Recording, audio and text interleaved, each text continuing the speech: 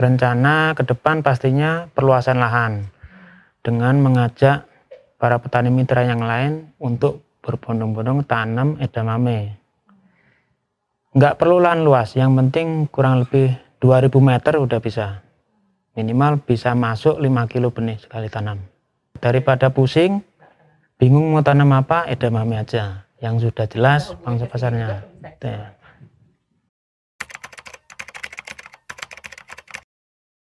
Pasti menambah pasar baru lagi. Karena untuk saat ini kita sesuaikan dulu dengan permintaan pasar yang ada. Nah, itu pun masih naik turun. Karena PR utama itu kestabilan produksi yang masih belum bisa memenuhi pasar yang ada saat ini. Nah, ke depan itu kalau semakin meningkat produksinya, pastinya menambah lagi pasar yang lain. Nah, karena ini program tanam, jadi minimal itu sekali tanam idealnya 5 kilo. Dibutuhkan kurang lebih 2000 sampai 2500 meter per orang. Nah, syukur-syukur bisa dalam satu wadah ada kelompok tani yang istilahnya anggotanya lebih luas dan tertarik untuk tanam edamame. Karena yang saya lihat itu sebenarnya di Bogor itu lahannya subur. Air cukup, melimpah, dan menurut saya edamame cocok.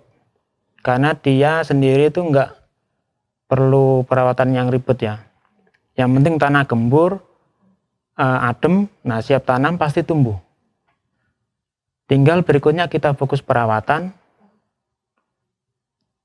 kurang lebih selama 70 hari itu udah bisa dipanen. Nggak jauh berbeda dengan umur jagung manis. Nah, itu yang menjadi pertimbangan saya kenapa memilih edamame itu, karena umurnya pendek, perawatannya mudah, dan pangsa pasarnya masih sangat luas.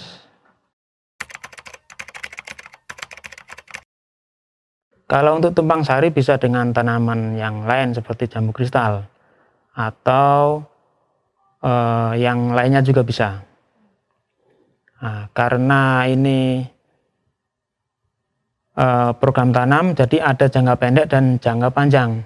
Nah, kebetulan untuk jangka pendek kita tanam edamame, untuk jangka panjang jambu kristal. Dan ada juga lagi alpukat, cuman belum mulai. Kalau edamame sendiri sebenarnya bisa ditanam sampai ketinggian 1000 meter.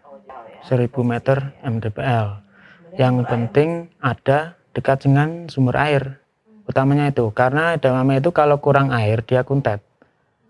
Kalau kelebihan air justru busuk ketika ditanam nanti. Nah, kalau kurang perawatan justru nanti hasilnya kurang maksimal dan kebanyakan polong 1, polong 2.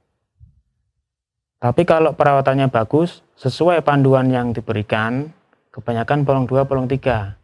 Polong 1 ada tapi sedikit. Dan target utamanya per kilo benih harus jadi 100 kilo. Nah, dalam 2000 meter itu, kalau kita tanam 5 kilo benih, dengan target produksi 100 kilo aja per kilonya, maka akan jadi 500 kilo per sekali panen. Anggaplah harga paling rendah ada 10.000 aja. Nah, bisa dapat pemasukan 5 juta per sekali panen dengan umur yang pendek 70 hari. Dan itu apabila kalau kita lakukan program tanam tiap minggu, nah tinggal dikalikan aja sebulan berapa, kan cukup lumayan.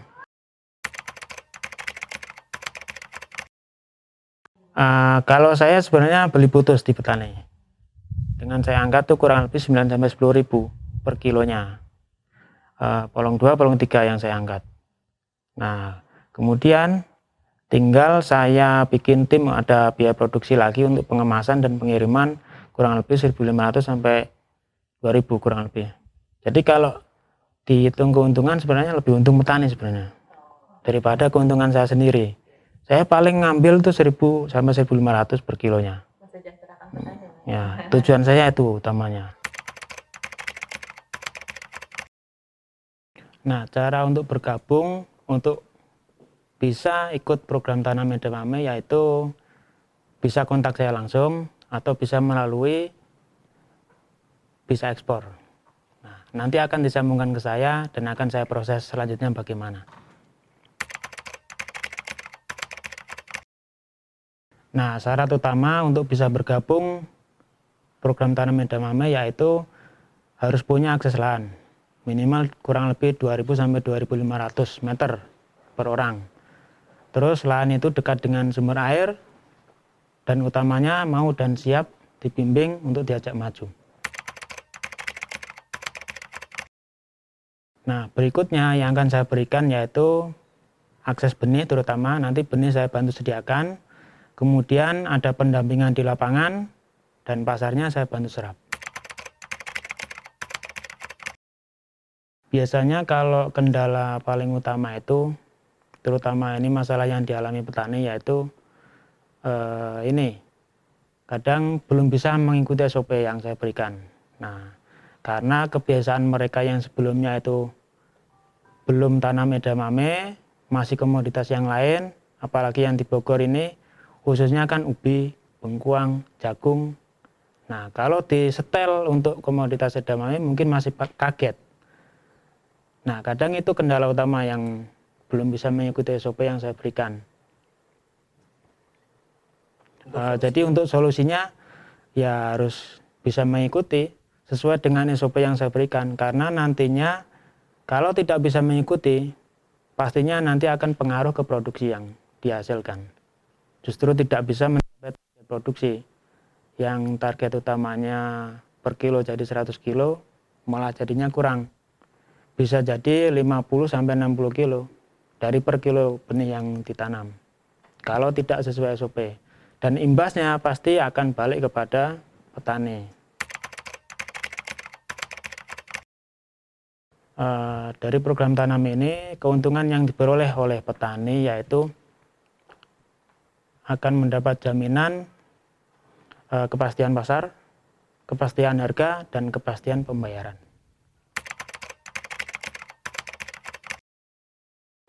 Sebenarnya kalau kita ingin bertanam itu ya, atau bertani, inti utamanya pasarnya harus kita siapkan ya. Nah, karena ini program tanam, jadi dari hulu sampai hilir harus kita siapkan supaya tidak seperti komoditas yang lain yang harganya naik turun. Entah kita dapat harga bagus atau harga kurang bagus. Nah, cuman kebanyakan yang dialami oleh petani itu mereka dapat harga yang kurang bagus. Tapi yang menjadi ini saya tuh, mereka tuh masih semangat untuk menanam. Nah, itu yang menjadi motivasi saya. Tapi kalau ini dipadukan supaya dari hulu sampai hilir itu terserap semua, nah ini akan lebih dahsyat kalau menurut saya. Karena semuanya sudah terjamin dan sudah terpatok.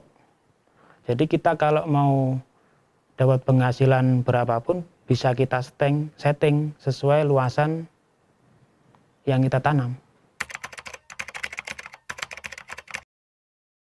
Kalau edamame sendiri itu manfaatnya sangat bagus sebenarnya, terutama untuk kesehatan. Bisa untuk diet, untuk jantung, nutrisi otak, dan masih banyak lagi manfaat yang lainnya. Sangat banyak sekali bila dibandingkan dengan kedelai biasa. Kalau tidak salah setahu saya itu proteinnya termasuk tinggi bila dibandingkan dengan susu atau telur.